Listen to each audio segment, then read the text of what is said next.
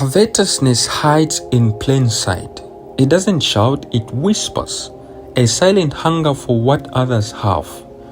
But what starts as desire can destroy your peace, your purpose, and even your soul.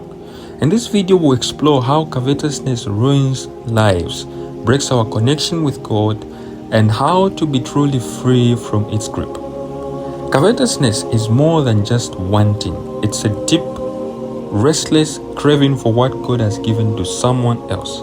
The 10th commandment says, "You shall not covet your neighbor's house, wife, or anything that is your neighbor's."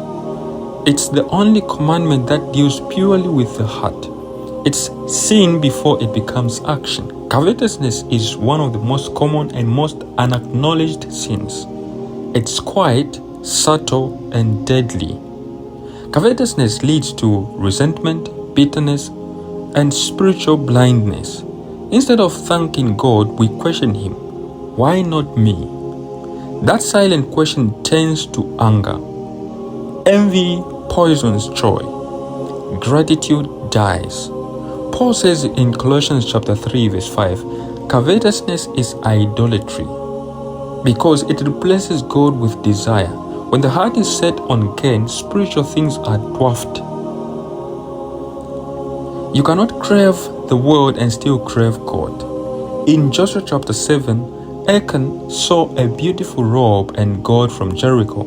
He coveted them and hid them. That single act brought defeat to Israel and death to his family. Judas Iscariot sold Jesus for 30 pieces of silver, not because he hated Jesus, but because his love of money grew stronger than his love of truth. And long before earth existed, Lucifer coveted God's throne. That desire turned heaven's most glorious angel into the enemy of God.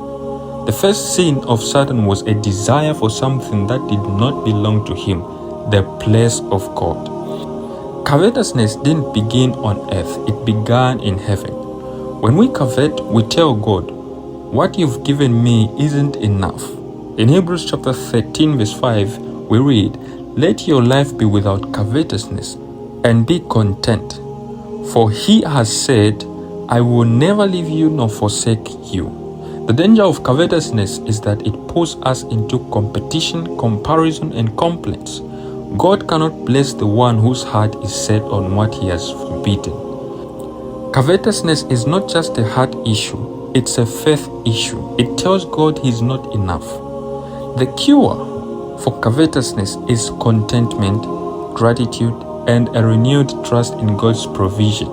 In Philippians chapter 4 verse 11 we read, "I have learned in whatever state I am to be content." And Jesus of Nazareth reminds us in Luke chapter 12 verse 15, "A man's life does not consist in the abundance of things he possesses." Happiness is not found in the possession of wealth, but in the contentment of a thankful heart. If we have Christ, we already have everything. Covetousness is more than just wanting. It's a trap of the heart. Don't let what you don't have blind you to what God has already given. If this message opened your eyes, share it with someone who needs freedom. Subscribe for more truth that convicts, heals, and restores.